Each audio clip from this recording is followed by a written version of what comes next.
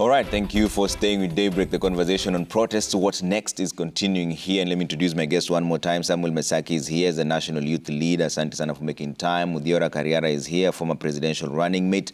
Tim Kipchumba, founder, Mentathon Foundation. Wanjiku Thiga, founder, Gears for Change Initiative. Wanjohi Njoroge, youth consultant. And Josephine Wanjiru, youth and gender activist. And Mesaki, I'll come to you on this. We were talking about whether this protests are losing relevance and what next. Do you think they're losing relevance, and what should be the next steps going forward? I think going forward with the protest, I think they have actually lost relevance in the recent days. But when it started so well. It was very peaceful. And we supported because the issues that were raised were very pertinent issues. But along the way, there are elements that infiltrated these demonstrations and picketing. See what has happened in Kitengela. You're not even talking about the business people. The looting that has been there. People have lost properties, lost business items, goods. Some of them have taken loans. No one is talking about that. We really sympathize, of course, with the young people who have lost their lives in this protest. And we do not condone any police brutality. But we cannot watch the country sink into anarchy. As young people, we must be held accountable. We must hold our leaders accountable. But we cannot leave this country. I was speaking to a friend of mine who is part and parcel of the peace talks in Sudan. And he was mentioning to me something that you guys are really joking with this thing. Because how it started, it was reject finance bill. The president hit that call. It was withdrawn. He said, dissolve cabinet. It was done. The IG should go. He resigned. And you see what they're calling now is an act of anarchy. They want the president, they want to remove the president from power, which is unconstitutional.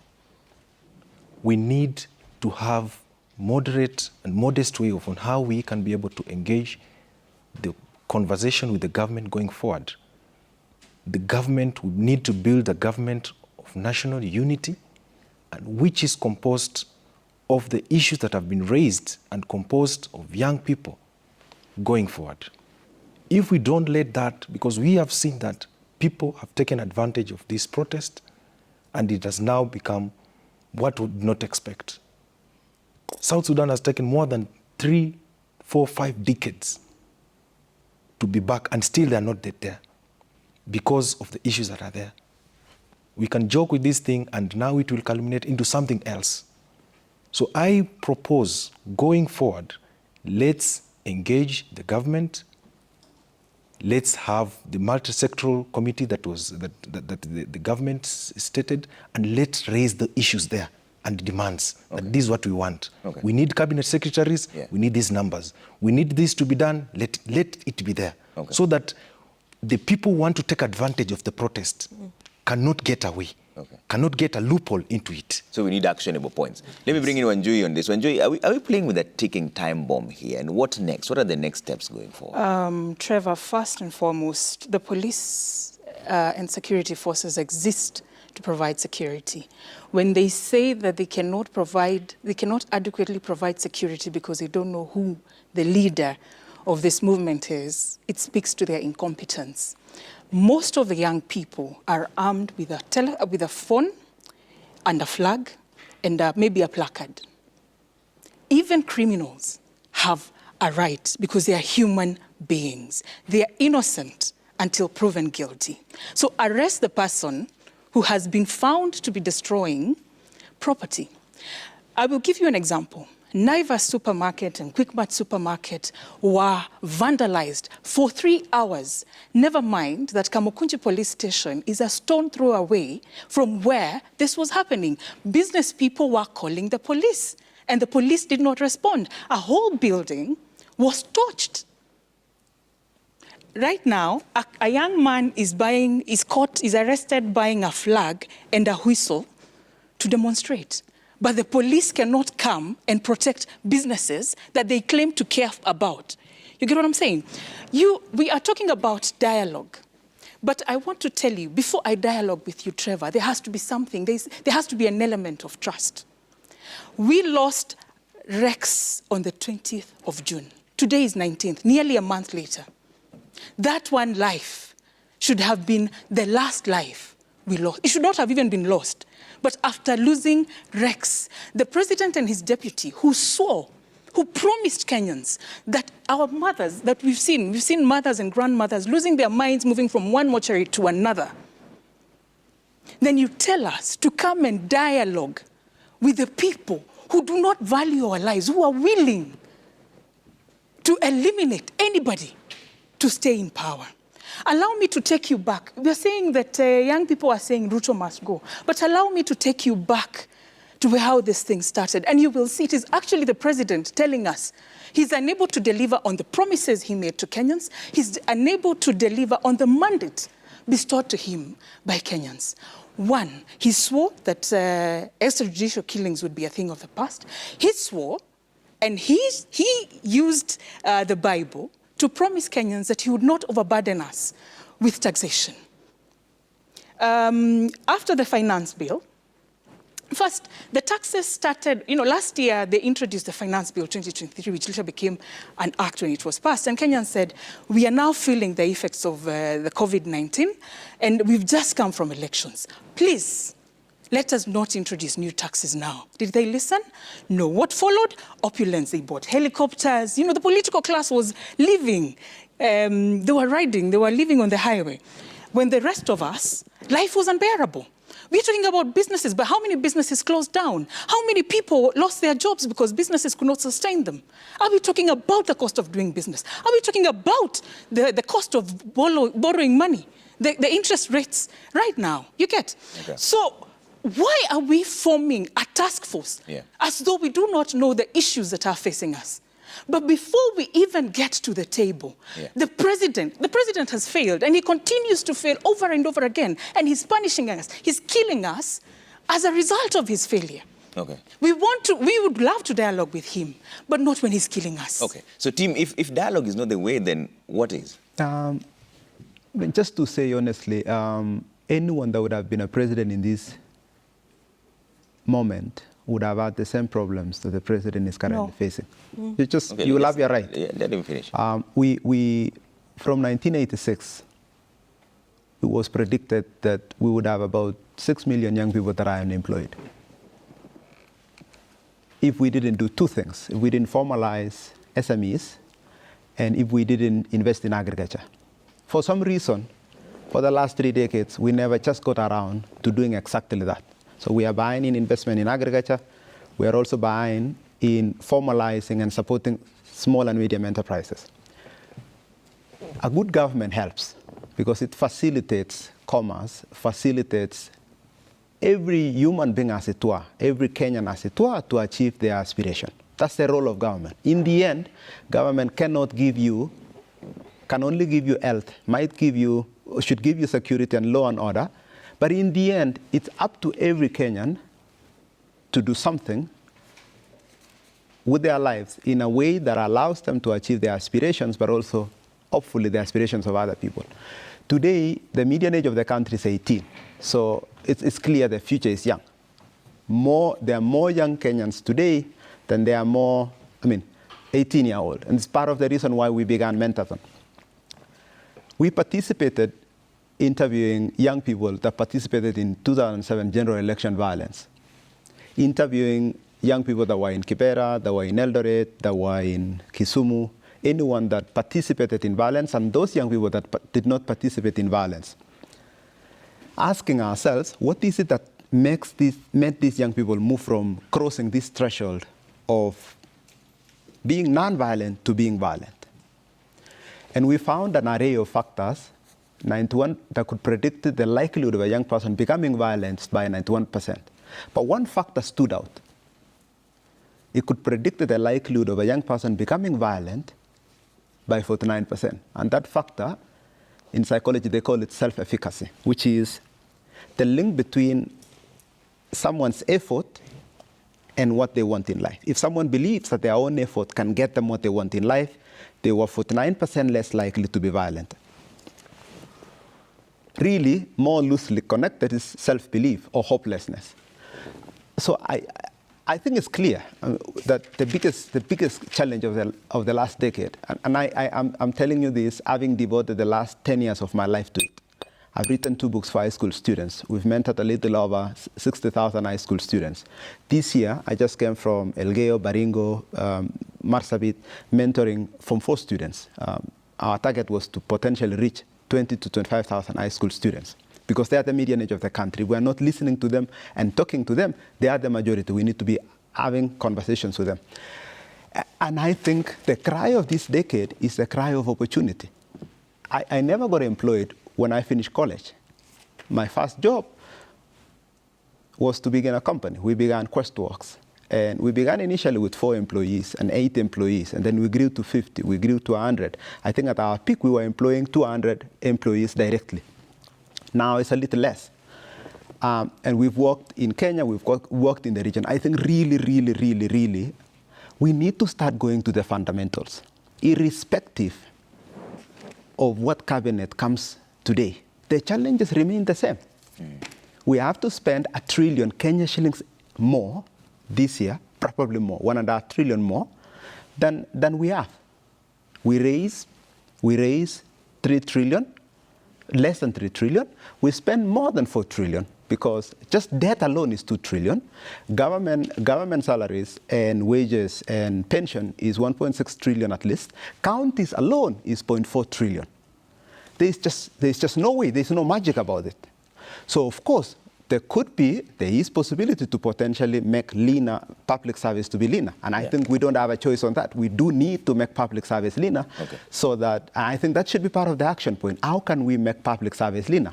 Could we potentially, because if we make public service leaner, government borrows less. And if government borrows less, more money can go to private sector. And if more money goes to private sector, cost of capital to private sector goes low, and therefore jobs can be created, which ends up helping us solve the larger problem of unemployment, the larger problem of income. Because we really must now start now to speak to what is it really that is causing the need for protest.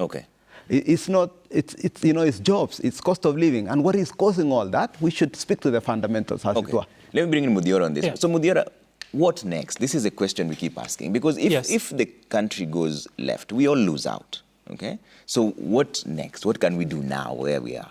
Okay, Trevor, when we ask what next, we are assuming we are done with the protests. We are still in the phase where we've not had accountability from those who committed atrocities against peaceful protesters. So we're still within that phase. And just allow me to put things into perspective. But the IPOA says they forwarded 4 names to the DPP on the same. And they've also complained that they've not gotten enough support to do their investigations, Thank you very much. But there's an attempt. Exactly. 4 cases. I'm glad you hosted a commissioner here and he confessed to the frustrations they are facing in bringing to book those who are culpable or allegedly have been seen to have been culpable when handling the protesters. Now, Trevor, you may want to sell fear to the Gen Z movement, but they've categorically said they can't afford it because they have no money, because their dreams, their future is being stolen away, and where they are at is so bad that anywhere else is better. Now, people are afraid that we could go the Sudan way. I will tell you this, Trevor. Sudan did not have the kind of a constitution that Kenya has. Trevor, Sudan is not a non-NATO ally of the US. Sudan does not have the status that Kenya has. So yes, there is that risk, but then the environment is really very different. If you listen keenly, you'll realize that the Gen Zs did not start with the call that Ruto must go. They had demands and they laid them out. This process is being hijacked, but because those charged with maintaining law and order are not competent enough to deal with the situation, they are choosing to suspend the Constitution. Because when they say you can't protest in the CBD, because we are not able to provide law and order given the nature of your movement, that's basically suspending the Constitution. The High Court set that aside, so we have structures. The High Court has called that offensive. And we didn't have to go to the High Court for that to happen. We just need people to apply the law as has been written, both in letter and in spirit. So, yes, there is the risk that we could lose this country. But then let's look at what we are fighting for. Is it too much that's been asked for? And I will tell you, it's not. Our president promised a lot of things and whetted Kenya's appetite. But then looking at the actions he's been taking, we clearly know that if we were going to Mombasa, we took a route to Turkana. And we want to get back on course. That's why we are asking them to listen. You played a story here about this government spokesman's statement yesterday. And when he was told to explain why the president would on one day say that no government official is supposed to participate in harambes, what did he say? Hiyo story tuachane nayo. And that's why the Gen Zs are saying, if that's the case, basi anguka nayo. Because when we are calling for them to account, they are saying, well, look at what happens in other countries, countries that are not exactly what they compare us to when they are taxing us. Trevor, this is the situation. If the president and the regime is not capable of delivering the Kenyan dream, they can consider stepping aside and Kenyans will figure out who can. Okay. So Kenyans hold it have right not. there. Kenyans, so hold Kenyans, it right there. Let's delve into that for a bit. So the president steps aside, okay? Yes. Constitutionally, Yes. the deputy should take over. Is that a better option? Now, what we are saying, Let's stick to the constitution that you mentioned. Yes or no? Is that a better option? I have not asked that the president steps down. Okay. I have said that if this government is not able, and the government is the whole presidency. Okay.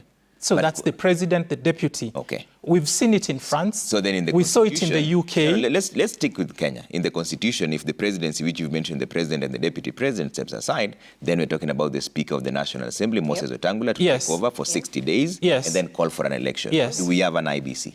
Now, the president can today, just like he called for a press conference at State House, call one and say that in 6 months, I will have taken the following steps. I will have put in place a functional IEBC. So that will prepare us for an election because clearly it appears that you're not comfortable with my leadership. If he's patriotic enough, if he realizes that indeed this country will go to the dogs if I do not step aside, he can bite the bullet. Yep. For the sake of Kenya, he can choose to sacrifice his own ambition. So in this That's the case- possibility that Kenyans are not looking at. And I'm indulging you further on this because you are a presidential running mate. So Yes. when we talk about this level, you're talking about high levels of conversations. So in this case, on one side, you're calling for a rectification of the way places we've gone wrong on. Yes. But on the other side, you're calling for him to step aside. So which one is it? This is why we're saying, what next? Should he fix the issues that are being asked of him? Or should he leave? And if he's leaving, what does he put in place? Because even if he's going to fix the issues that have been asked of him, he would need a bit of time, right? Even now, reconstituting cabinet so that people see whether is it really true that this cabinet is the face of Kenya or not. That still takes time, right? So which one is it? Should he fix the places he's gone wrong? Or should he just up and leave? Trevor, Kenyans have expressed themselves and they have said that the one thing that fuels corruption in this country are the public harambes that are conducted every other time that are spearheaded by politicians. He listened and he said that no government official should participate in that. But then, very few days after he made that pronouncement, he went against it. You see, those are the kinds of things that are fueling the defiance you're seeing. If you were the deputy president, which you wanted to become, what would you have done at this point? Fix the shortfalls or just leave office? When I am the deputy president, I am the principal assistant of the president. I will follow his lead. And what would your advice be to him? If he asks that we have lost favor with our people and we need to step aside, that's what I would do. Okay. That's what we have seen respectable governments do. All right. You saw an entire government resign in France, Okay. in the UK. Okay. Personally, and I'm saying it here, that if for some reason I was not able to deliver the promise that got me into office, I would step aside for the sake of the nation. Okay. Now, and you feel we've gotten there already? No, we have not. We are asking that, Mr. President, our demands are very reasonable. Act on them. When you made promises during your campaigns, you knew you had a plan. Okay. That plan is what we need you to implement, guided by our Constitution. Okay. And just one more thing about the law and order thing. As a country, we are capable of maintaining law and order. We are capable of managing those armed gangs that are infiltrating the protests. Trevor, we have volunteered our police to Somalia, I'm sure you know that. Lately to Haiti. Actually, this week, I think we sent more police officers to Haiti. That means, look, given our leadership, they think we have the capacity. Now, we cannot say we are not able to fix our own problems when, in fact, we are aiding other countries. Okay, let me bring in Josephine on this. Josephine, so what next, in your view, as a young person? What happens now? Thank you, Trevor. I feel you've asked most of the panelists on that question, and I will be the one to directly answer that question. One thing that is constant is the Kenyans have lost trust and a bit of faith in the government. And that's fine, you know, like we have seen so many promises that are broken, some maybe that were fulfilled that maybe we don't even know, but the state of living, cost of living is slowly getting dire. But now that the Gen Zs and the Kenyans have gotten the renaissance and have talked about it, and that all the things that we have raised in the beginning have been actioned, I'd like Kenyans to know one thing, that it's easier to have control than to eject. It's easier to have a manipulation and the control panel than ejection. And that's why I drove to the 5 laws of power from the book, 48 Laws of Power from John Green. Talked about law number 5, I'm done with that. Now I talk about law number 9, win through actions, never argument. It's sad that we had to argue so that we can show our actions, but we should win now through actions.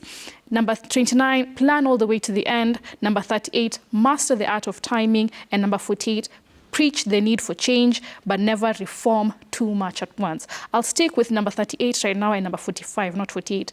Master the art of timing and preach the need for change, but never reform too much at once. That is how you remain relevant in this position. We talked about whether the demonstrations are losing relevance. But how do we remain relevant is, number 1, knowing when to stop, to say no, to say yes, to say change. That master of timing, and this is why this conversation that we're having right now is so dire at this time. I think it is time to push our actions. And now, what next, Trevor? And I told you I'm going to answer that question directly. I feel like it's time for both parties, the demonstrators, the Kenyans, and the government, to drive a change forward. And this is how. Number 1 is, as the government should support the businesses affected by goons. So far, we saw many buildings burning down, Naivas and Quickmart infiltrated. We hope they had insurance for that. And so many other people who are affected. If you know a person whose business was in a building that was burnt down, you know, forward their names. Let's see how we can help them, bring back their capital, what have you. Let's see, tell the politicians in those areas, how can we help them? That is number 1. Number 2, this is a great, great point that I really wanted to put forward on Citizen TV today. That is tourism. Last year, to bring it into perspective, we received, this is summertime, by the way. We should recognize that this time right now is summer. This is when we received most of the tourists in the country. Last year, during summertime, we received 1.1 million tourists, a record number. And in Rwanda, they received 2.9 million shillings. 2.9 million tourists, I mean. Why I'm mentioning Rwanda is because Rwanda is a small country, nearly smaller than Nairobi. It's landlocked. Rwanda has 1 Java in the whole of the country. It does not have a wildebeest migration in summer. It does not have the Masai Mara. It does not have the kind of culture that we have. Why did they receive more tourists than we did with our coastline, with our Masai Mara, with our wildebeest migration? It's because the young people of Rwanda did one great thing. For more than 6 months, they were on Twitter saying, visit Rwanda. Visit Rwanda. We saw it on Arsenal shirts even. Visit Rwanda. How many times have you seen Visit Rwanda even you as your person, as yourself, even at this panel. One thing that you can also do as a what next is realize that these demonstrations have instilled fear in tourists, and now hotels might suffer. You're there on X, you're a hotel receptionist saying Ruto must go. You do not realize that if your hotel does not bring in revenue and you're the last in, you'll be the first out in retrenchment. So you're also slowly driving your unemployment. Then when you get unemployed, you say, Ruto must go now even more. Ruto must go. In fact, even now. Now we're even losing our jobs on top of having unemployment. No. Now, another thing that we should do is go to now the X spaces. We realize how strong our Twitter is. We realize how strong our socials are. Now we'll start tweeting. #Magical Kenya. #Tembea Kenya. Let's go to Masai Mara. Nimeona watu wengi influencers mko Diani. Put a picture of Diani. Just say, Tembea Kenya. Let us actively boost our economy. But that will not finish our issues. It will not finish, but it will be a start. Yeah. Saying what's How next. do we address and the journey let her finish. I'll give you all a chance to respond to the what next And the journey question. of 1,000 steps starts with one. You're asking what next now. I've not said what next in a year. In a year, in fact, we should have, in 25th June, we should have the president come and tell us, this is what we have done so far in the year that we have done. You yourself have stated that even if he was to reform all the things that we have told him to, you yourself, Trevor, have said it will require time, right? It will do require time. But what now? What is in the next month? What can you do in the next week? Okay. Let's number one, support business owners. Number two, I've told, support tourism. Number three, be brave enough to be at the decision-making seats. It's easy to sit back behind the comfort of your home and tweet, right? But the young ones like yourself don't want to have the dialogue. Pardon? The people don't want dialogue. The Gen Zs of your And that's generation, what I'm they don't saying, want that it's easy to say you do not want dialogue. It is harder to be brave enough and actually be at the decision-making seats. I know the reason why people do not want dialogue, and I agree. And I started with this, is that we have lost trust, not only in our president, but in the whole governance system. We feel like if we put a channel for youths to speak, it will be infiltrated by people who will be corrupted by the president and little monies. Like we saw Osama say, people say Osama was given 1.2 million and whatnot. We are afraid. But it is also an opportunity to have that, that channel, and as well block all the other corruption, not just in that one channel, but in other channels, and say, we still have a voice in this channel. Once you see corruption happening in these places, through this channel of young people that we have, we will stop these other things. Let me bring in Wanjiku on this. Wanjiku, the main conversation here is what next, okay? So when Mudhiora was saying you're trying to sell fear to people, we are not selling fear to anyone. When you're also saying that we're trying to tell people not to protest, nobody has said that. We're asking, what next? Even if you're going to protest, what are the actionable points? I mean, it's just a what next conversation. Yes, we're Trevor. not prescribing anything for anyone, but you had your point, so you'll write it down. Just write it down. Let Wanjiku speak, give her views on the what next. I'll come back to you as well. Yes. So, Trevor, it's so important that we talk about what next, because we can't just be on the streets every day demonstrating. We also have to create solutions, because at the end of the day, every day we can't be crying. We have to offer solutions. And who can offer solutions better? It's ourselves. We say, because we're young and fresh and we know what's really ailing us, then we say, this is what we would like to see. For me, my example I would say is the president to have an initiative, bring back economy. Because at the end of the day, that's what young people are saying. The economy is bad, we don't have jobs, cost of living is high. So bring back economy.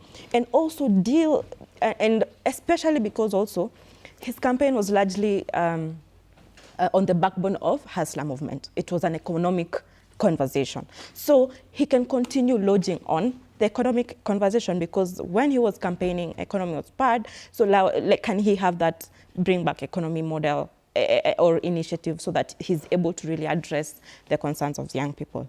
Again, address the monsters of tribalism and corruption.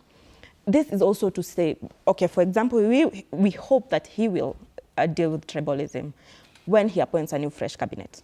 At the end of the day, we said as young people, Storina, regional balancing, we don't care. All we want to see is meritorious cabinet. So tribalism is the first thing that he should deal with when he's appointing a cabinet. Again, corruption. And this goes back to us also, as what we've done, being active citizen. Let's de-escalate this conversation as well. We have seen what's happening in counties. The other day we saw the Isiolo governor being questioned. He's buying 1 crate of soda at 1 million. So this is where also money we are losing money. Let's also de-escalate the conversation. I would like to say, and probably I think a lot of young people don't know, at what stage at county budget process are we in? Do young people know? No, we are at the audit stage. So let's also look at the audits. Where are we losing money? How can we save our money? And also, we're asking independent bodies who support and implement constitution, like EACC. Now we want to see them also taking charge more and getting back our money so that it can be reinvested in our counties. Because at the end of the day, power was devolved, money was devolved for young people so that we can access it. Yes, we've held the president accountable, but we also have county governors who we should hold accountable. Our money is at county level. Let's go back there and participate. At this stage, you're at the audit stage, young people.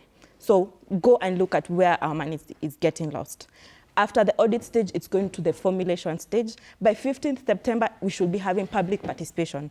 Departments at county level will have already submitted their budget plans to the county. And then now we go to ADP public participation. Young people, where are you? Go actively and look and do the public participation. Say as young people, this is where we want money. Look at especially now, look at the youth and sports department. Look at what the CEC for youth and sports affairs is planning for you.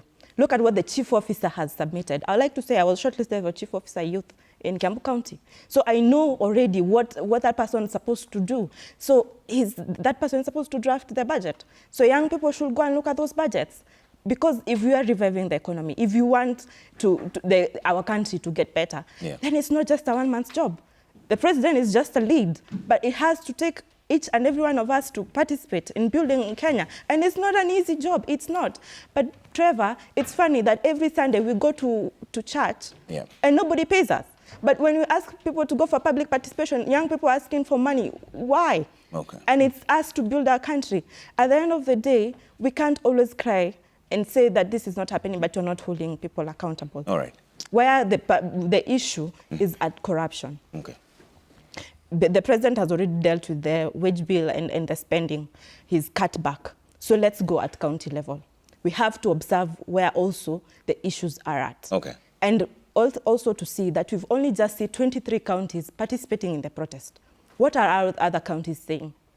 What are the other young people of the county saying? Because again, there's also exclusion of other marginalized and grassroots young people. What is their voice? And that's where dialogue maybe will have worked, because we don't know what those young people are thinking. We know what the peri-urban young person is thinking and the urban young person is thinking. But what about that young man in Turkana or that young woman in Turkana? Our issues are very intersectional. Okay. The young woman in Turkana is fighting early marriage, is fighting teen pregnancy, but that hasn't come out. Okay. It's not what we are talking about. So also, as we push for change, also, let's also be inclusive. Okay. Let's ensure that no young person is being left behind, because it's a new Kenya. All right. It's a new dawn. So let's all move forward. All right. Not excluding. How do we move forward, Masaki?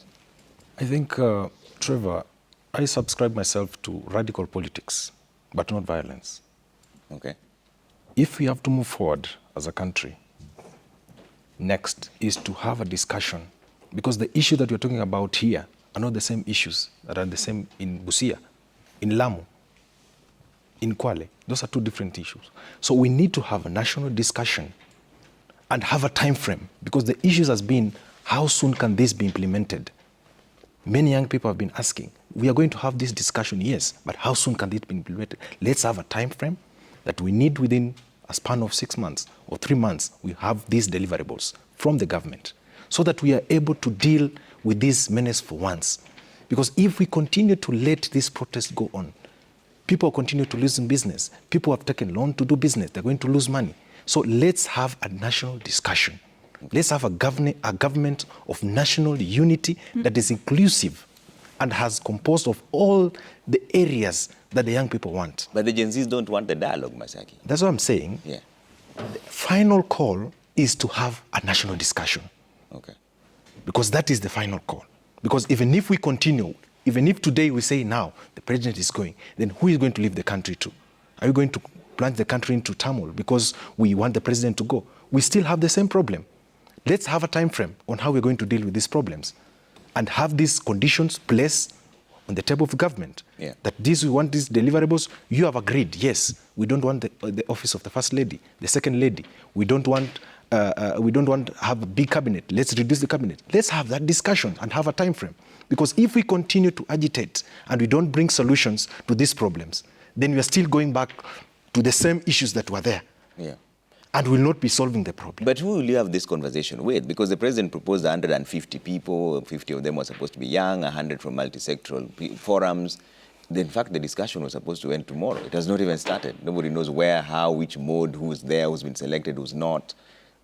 How does this work in your view? If we have a composition of all sectors, because we don't have, it's not about just the young people only. In the Gen Zs, we have the millennials who are also part of it. Let's have a broad discussion of everyone, all inclusive, because the issue affecting us, it is broad-based. It is not just for the Gen Zs. Okay. We have the millennials, also part and parcel of the young people. So let's have a discussion, give a time frame. Let's say the issues of unemployment. This is how we're going to tackle it. Yeah. Okay. But what do you say to the people who are saying that we've had enough dialogues? In fact, even right now, there's the National Dialogue Committee report that has not been fully implemented. There was a TJRC report. There was a WAKI report. I agree. People say the dialogue. I agree, Trevor. The dialogue that we've had before, we did not have the inclusion of the young people. Yeah, it wasn't utilized. It was not there. The young people are not on the table. We were sidelined. Okay.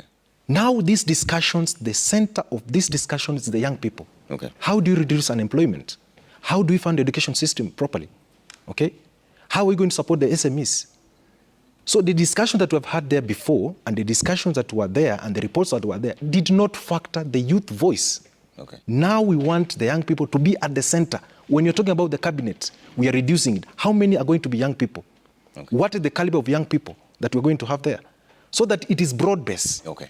All right. Because the reports that were there before did not factor the youth voice. Yeah. Okay. Wanjoy, I see you shaking your head. What do you suggest as a solution? Thank you very much, Trevor. The president has advised us that I think he spends an annual budget of 1.2 billion. If the president doesn't know the issues facing Kenyans, then there is a problem. So I am personally not for dialogue. What do you suggest? What happens from now going forward, whether the president stays or the president goes, is squarely on the president. And I say this because the honest truth, the president knows what is wrong with this country. First, the level of corruption, both at the national government and at the county government, is getting out of hand. Something is terribly wrong. He said that we will need an additional 1 trillion. That's as per the budget before all this demonstration started. So for the president to call for a media roundtable and say, because of the finance bill, because you have rejected the finance bill, I am going to borrow 1 trillion, it means something is wrong. The same advisors are also not doing their job. Secondly, Trevor, we cannot start talking about tourism being affected, yet last year we did not have any demonstration, did we? We did. Yeah, for Azimio demonstration. For Azimio, yes. Yeah. But we cannot say that we are not going to protest because of tourism. Yeah. We are not going to keep quiet and continue suffering and allow the ills that are happening. KAA is alleged to have been leased out. There are negotiations that are ongoing to lease out JKIA for the next 30 years. There was no public participation. She speaks about public participation. Many people have participated in public participation, but governments, county and national, implement what they want. Case in point, the finance bill, for instance. We gave our views. Were they implemented? No. I will also give you another example. When you go to the counties, for instance, I come from a constituency called Kieni constituency. It has 8 words. The public participation happens in 1 word. In the East, Kieni East, and in another word, in Kieni West. For you to come from 1 word to go to that meeting, you might even spend 1,000 Kenya shillings to and from. So there are things that are not right in the way public participation is implemented. Okay. So how do we get them? That's a question I keep asking. So for me, we have to get the foundation right, the fundamentals right. All right. And the most important thing is that we have to have human-centered leadership. Okay. So we go back to an election. Is that what you're saying? No. Before we get to the election, first, for me, my priority and my biggest concern is Parliament. I have lost trust in Parliament as my representative. So should it be dissolved? It should be dissolved. Then And I go wish back to it. that should be, for me, a priority. Because with a strong Parliament, then we can say it will play its part of oversight, right? But whether the president is to stay or not is squarely on him. And I'll tell you why. He one moment says, we have banned harambes for all leaders and civil servants. Next Sunday, he goes to church, gives money. The president is back on top of vehicles, campaigning for 2027, giving us more promises before he delivers on the promises that he's already given us. So we need to see seriousness and commitment from him, which I personally, as a Kenyan, don't see it. When you tell me, let us dialogue, and I will go back again to, there are people who will have permanent disability, and then you kill us. I'm sorry, I cannot even trust you. Okay. So back to my question again. So at this particular point, what solutions are you suggesting? Because you see, the thing is, if I was to come and demand something from you, Anjoy, I have to tell you, this is what I demand. I'm asking for that pen of yours because I helped you buy it. I just can't come and say, Anjoy, you need to do something. Thank you very much. What is that something? No. For me, Trevor, and I say this from the bottom of my heart. Before I even have a discussion with you, there has to be an element of trust. I have to see remorse in you. I have to see that the people, for me, my priority is the people who killed, brutally murdered, in cold blood, brought to book. There is no way that somebody kills... Resignation is not enough. Resignation is not enough. In fact, why, please, the resignation is not enough because even after his resignation, we had people being killed on Tuesday. The police officers who have been claimed to have killed people on the 20th of June are still on the streets. We haven't seen a single police officer being brought to book. How else are we going to have a discussion? Finally, I worry that we are forming a government of national unity. Trevor, opposition exists for a reason. We pay them with taxpayers' money. They drive GK vehicles. So if they are now part of government, and this is why I say I'm worried about the 13th Parliament. This has to be the most useless and weakest Parliament we've ever seen. We are celebrating cabinet being fired. But Trevor, this cabinet should not have been hired in the first place. The president himself lamented their incompetence. We have a cabinet secretary that has threatened the food security of this country. Parliament sanitized them. So for me, I dare say that I am worried when I see that we are forming a government of national unity.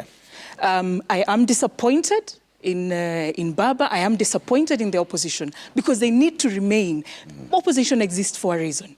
And that is why the political unity increases my mistrust. When this administration goes after the media, when it starts abducting and shooting journalists, when they say switch off your cameras when they are live, when they are protests, it makes me question, what do you intend to do? All right. Team, so now that we are on that stage of what next and solutions here as a country, what do we do now? Because Masaki is calling for a national dialogue so that there are actionable points when Joey disagrees. So how do we get the reforms that we want? Maybe just to say, Trevor, I consider this an opportune moment to really say, what are the biggest problems for the country? If I ask myself what those problems are, I think on the back of the protests from Gen Z and Kenyans broadly, the biggest one, I think, is cost of living. One of them is cost of living and wastage, and linked partly to the way government is spending, public spending. And I think there is a reason to that. There is a merit to that point. Because if government, for the last, not this government alone, for the last 15 years or so, we've been spending in excess of our budget, which has meant a lot of the money that would ideally have gone to private sector has now gone to government. And that has continued to raise the cost of living. I think there is an opportunity to help for Kenyans to continue agitating for transparency, to continue scrutinizing and pushing for for less wasteful spending. But I think that the other three problems, broadly, is young people and unemployment for young people. There is not a single family in Kenya today. I receive countless number of CVs every day. There is not a single family that doesn't have one person or two people looking for opportunities. I think we should be asking ourselves, what is it that we can do about that? And I agree with her. Tourism grew last year by about 30%. It could potentially grow this year by another 50%. If you have an additional 1 million visitors, it can easily generate $1 billion for the economy. That's a very good number. It reduces our demand for dollars, increases more employment, because there are few sectors in Kenya that create massive employment immediately. One of them is agriculture. The other one is hospitality, services. Okay, so because for every tourist that comes, there will be a cleaner, there will be a doctor, there will be someone that will be employed. A young Kenyan will be employed by that. So I actually do agree that there is a reason for that. But I think right now we should really be saying, with those three problems, lack of transparency or maybe corruption, young people especially, and unemployment for young people, low cost of business being slightly higher. What could we be doing? I would consider, for instance, the possibility of piggybagging on the president's agenda on digital jobs and say, what can we do around e-commerce to make sure, because we have a generation of young people that are e-commerce, that are technology savvy. We should be thinking about regulations that can foster e-commerce. And by fostering e-commerce, every part of this country can be addressable. If you are selling wares, if you are selling potatoes, if you are selling goods, if you are importing, if you are drip shopping, every person could potentially get some income if we actually create trust around our e-commerce. And we can only do that by fostering e-commerce regulations. President Barack Obama introduced the Startups Act. Yeah. And that catapulted startups in the US. Just pre-COVID, Africa had $5 billion coming to Africa from VC. Ideally, we should be asking ourselves, how can we get $1 billion of that to find a home in Kenya? And the right way to do that is to create enabling environment for startups to create here. Okay. I think we should look at the possibility of gas. We may not industrialize on the back of solar or on the back of wind, but gas from neighboring countries, industrializing along the coastal seat belt. Yeah. Most countries that have industrialized globally, Trevor, have done that on their coast belt because inputs come in very quickly and then exports can happen very quickly. It might be that some industries might not thrive in Naivasha, even though we have a good resource in geothermal. But there are some industries that can thrive. And I think the president has been doing a lot of work around, with AI now growing rapidly. Yeah. The amount of power compute needed in the next generation is astounding. In fact, Sam Altman says he's going to invest $1 trillion, looking to raise $1 trillion to invest in power. Okay. We should be looking at that possibility and say, what more could we be competitive as a country? We can't be competitive to export power. We can't be competitive in exporting agriculture jobs. We can export digital jobs. We can be a leader in e-commerce in the region. Okay. I think really that's it. If we could make it easy for enterprise to thrive, we can create jobs and incomes. Okay. With jobs and incomes, we can pay down debt and reduce cost of living. I think ultimately that's really what government should be. We should ask the government, however good a government can be globally, 70% of the jobs come from private sector. Okay. So the question is, what can we do to make private sector succeed? All right, let me bring in some feedback, then I'll come to all of you for closing remarks, a minute each, just your parting short here. Let's bring up that feedback and see what you're saying. At Trevor Mbija at Citizen TV Kenya, use the hashtag Citizen Daybreak. I see here Bobo Tieno Wino says, Gen Z should now stop the protests and give President William Ruto time to implement their grievances, because he has at least taken some bold steps going on will make them irrelevant and politicians might hijack their movement. Okay. Sir Nixon says, now that Honorable Raila, who has a big following, is about to join government officially, will the Gen Zs who are in his fold continue to be in tune with the rest really? He didn't ask us to go to demonstrate.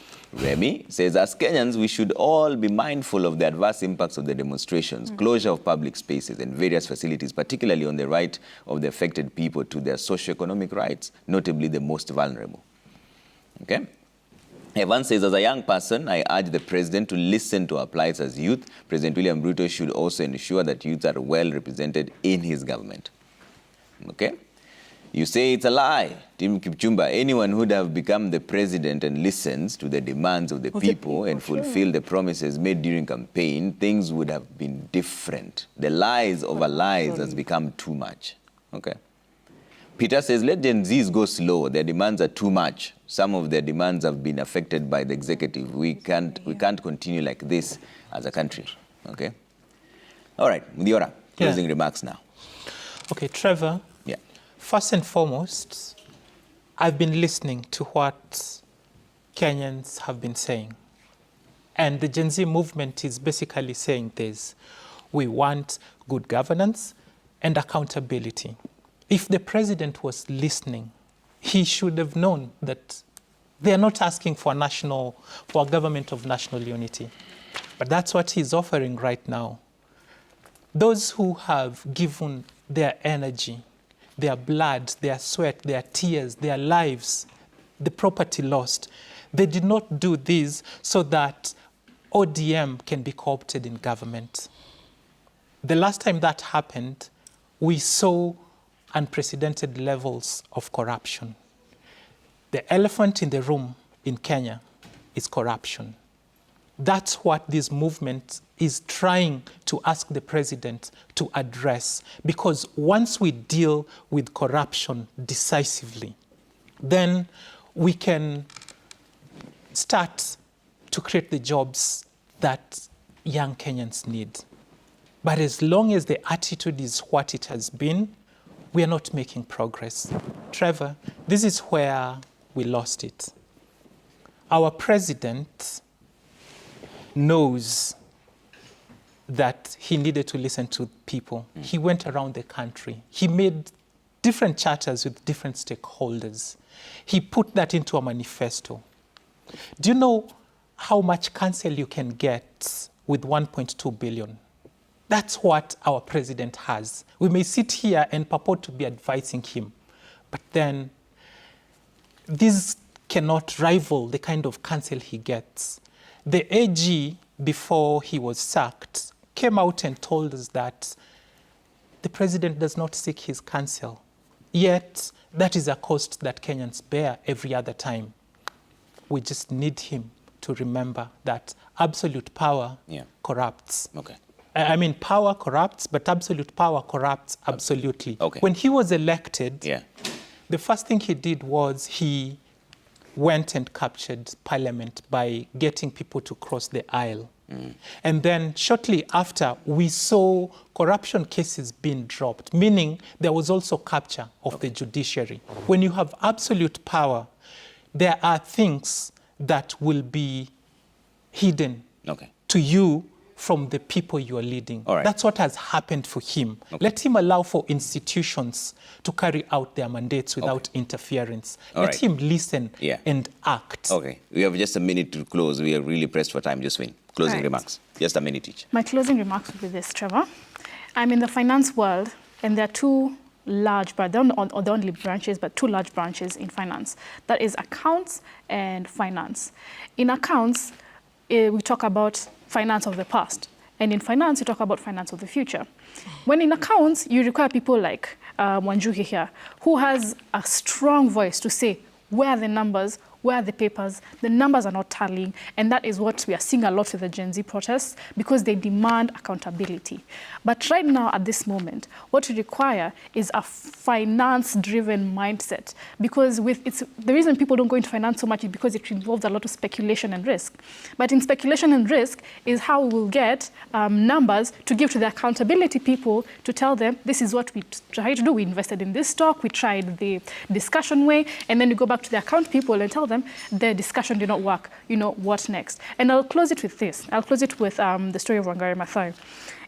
We all know and love and respect the late Wangari Maathai, and we know what she did for our country. Nairobi is the only city with a park, capital city with a park in Africa, and we respect that, and we give that wholly accountable to the late Professor Wangari Maathai, and she stripped naked in front of police officers and with all the other women, and then she said, "You're not taking over this park, and you're keeping it." But then the difference between Wangari Maathai and the demonstrations is she had a plan. She already had the Green Belt movement behind her, and was able to tell her, now that you have stopped the construction of this Uhuru Park, with this movement is what we'll do. And that's what the demonstrators should have and should do coming forth. Okay, Wanjiku, closing remarks. Thank you. For me, I'll advise the president, begin a transitional reconciliation process. And the only way we can have a reconciliation moment is that people get justice. Families who lost, for their fallen heroes, families who lost their sons and daughters, let them get justice. And then that way you can be able to build trust and show empathy to Kenyans. Number two, come up with a job creation strategy. Give incentives to investors. Let's see the economy come back. Have a bring back economy initiative. Number three, implement the 2/3 gender role. Give justice to women of this country. We've done so many attempts. This will be the 16th attempt. As you battle with NADCO, we have a multi-sector working group report for the women. Please implement 2/3 gender role as you had promised us. Number three, for young people, offer yourselves for leadership. We keep complaining, but we're not seeing leadership. So let's now start showing leadership, because we are preparing for 2027. If we have a problem with this parliament, then you know what transformative leadership looks like. Okay. Offer yourself as leadership. As young people, go and register as voters, because young people vote on social media. It's not done that way. Go register as a voter. IEBC offices are open at constituency level. You can do that right now. Let's not do last minute rush. And above all, let's be careful with what we say. Let's be careful with what we post. There's a lot of misinformation and disinformation going on around Kenya. We have a lot of propaganda. So let's not incite Kenyans. When you post, please be careful, because we only have one Kenya. And anything that you do, let it be for our country, our nation. Masaki? Number one, let's deal with corruption decisively. Any person who plundered public resources should be held accountable. That is one of the ways that we're going to reduce this tension. Number two, create an enabling environment for young people to get opportunities, to do business and get employment.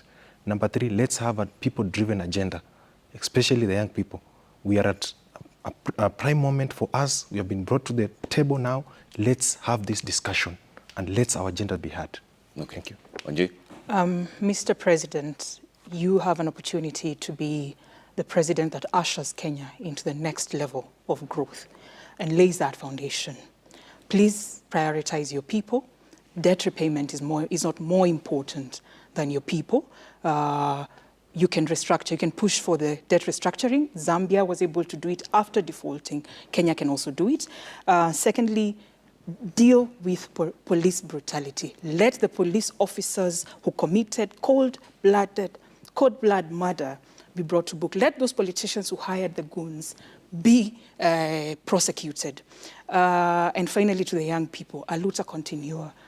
Change does not happen overnight. It takes time, but let us keep at it until we get to where we are going. I can see, I can smell change, and it's a beautiful thing to be alive to witness this. Kenya will be fine. Okay. Kenya always has a way of bouncing back, but for now, let us put pressure.